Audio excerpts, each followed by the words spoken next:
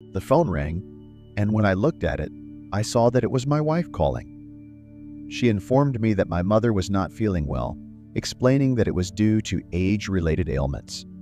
She said she was going to stay with her for a few days to help her around the house and asked if I could manage alone at home.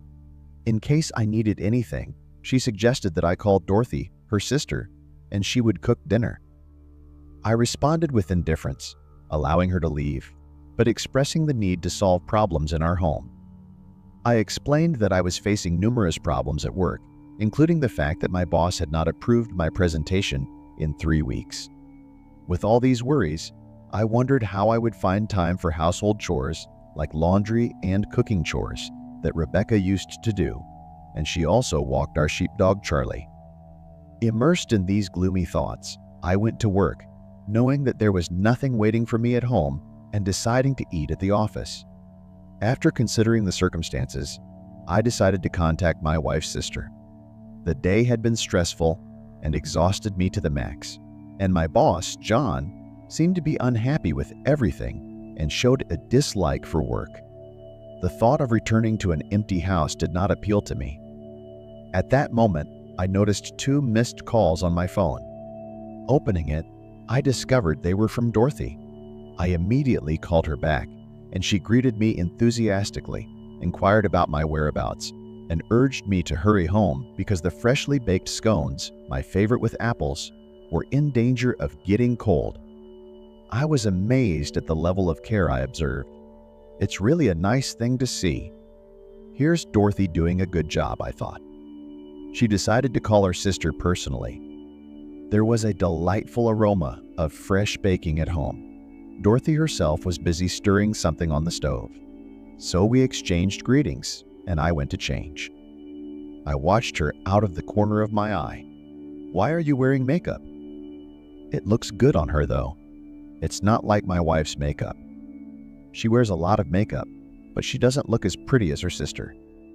And her dress is nice, not the usual kind, with a big slit. Dorothy has very nice legs. I couldn't help but admire them. Overall, I really enjoyed everything about it, the food and my sister. She's just talking to me quietly about something, and I'm enjoying her voice. Dorothy, how are you? Would you like to spend the night at my place? I only came here to cook something for you. And to dust the shelves. I don't want to inconvenience you by staying over." Something strange occurred to me. However, I only had a glass of wine with her. I moved closer to her. She looked at me strangely. She looked embarrassed and started shifting the spoons on the table. I didn't think twice and whispered in her ear, "If you are so anxious to fulfill the duties of a wife, why don't you help me at night?" She blushed very much and exclaimed, "David, what are you even saying? I have a husband at home, and you have Rebecca, young and beautiful." But while she was yelling, I was looking in completely the wrong place. During dinner, her hand-sewn dress had come slightly unbuttoned. The belt no longer gripped her slim waist as tightly as it used to. The neckline on the dress revealed more than it needed to. What did she say about Rebecca? Dorothy is more attractive than her and 5 years younger. I approached her so that there was a wall behind her. She didn't resist, however. I didn't even know why I was doing all this, but it felt so good to be with her that I didn't want to think about anything else. Dorothy somehow relaxed in my arms, let herself be held, and looked at me with sly eyes. There was absolutely nothing under her short dress, which didn't surprise me in the least. She threw her head back, exposing her graceful neck, looked up at me, and I led her into the bedroom.